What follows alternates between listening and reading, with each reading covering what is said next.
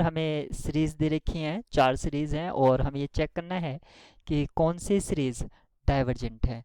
Option A को सबसे पहले मैं चेक करता हूँ। इसके लिए मैं यू एन लिखता हूँ तो वो होगा 1/n sign square 1/n।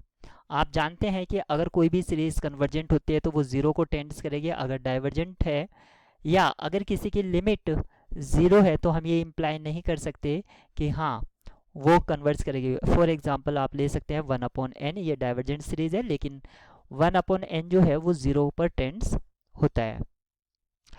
Option A में हमने ये लिया। अब मैं यहाँ पर कुछ रूल्स लगाऊंगा जिसको हम यूज़ करते हैं कन्वर्जेंस चेक करने के लिए सीरीज़ के, जैसे लिमिट कंपैरिजन टेस्ट।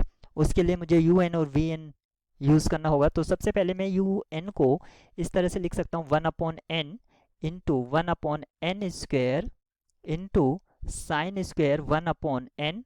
अब मैंने मल्टीप्लाई कराया तो डिवाइड भी कराऊंगा मैं 1/n स्क्वेयर से। एक्चुअली मैं इसको 1 बनाना चाह रहा हूँ क्योंकि हम जानते हैं साइन x अपॉन एक्स, और जब आपका x इन्फिनिटी को टेंड्स करता है तो ये आपका 1 को टेंड्स करता है।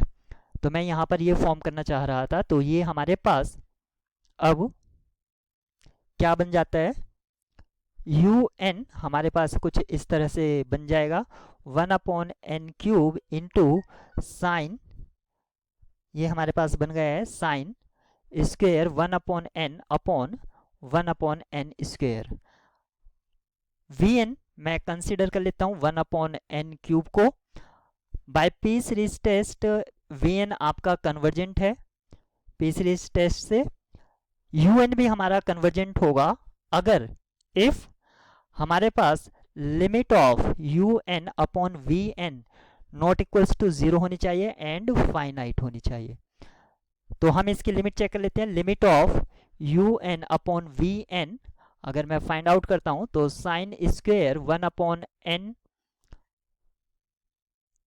1/n स्क्वेयर, और यहाँ पर हमारे पास जैसे वी एन से डिवाइड करेंगे तो 1/n³ कैंसिल हो जाएगा, और इसकी जो लिमिट है ये जैसे एन टेंड्स इन्फिनिटी करेगा ये लिमिट 1 हो जाएगी। तो लिमिट आपकी 1 आ जाती है, फाइनाइट एंड नॉन ज़ीरो है। तो U N and V N behave alike, जैसा भी होगा ये एक ही जैसा बिहेव करेंगे। तो वी एन हमारे पास कन्वर्जेंट है तो यू एन भी हमारे पास कन्वर्जेंट होगा।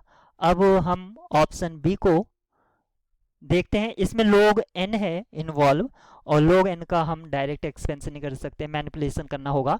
लेकिन अगर आप ऑप्शन सी की तरफ ऑब्जर्व करते हैं तो option C same option A के पैटर्न पर है। यहाँ पर 1/n से आपको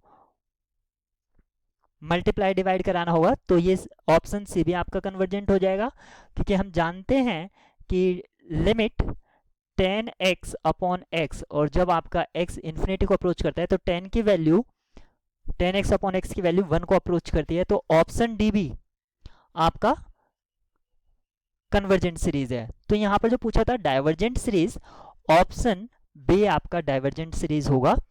एक बार मैं ऑप्शन डी को एक्सप्लेन कर देता हूँ। तो इसको मैं लिख सकता हूँ ऑप्शन डी में 10 1/n अपॉन 1/n से मैंने डिवाइड भी करा दिया। यहाँ पर 1/n पहले से ही था तो ये 1/n, तो मुझे 1/n से मल्टीप्लाई भी कराना होगा। तो ये जैसे मैंने 1/n से मल्टीप्लाई कराया ये हो जाता है 1/n स्क्वेयर।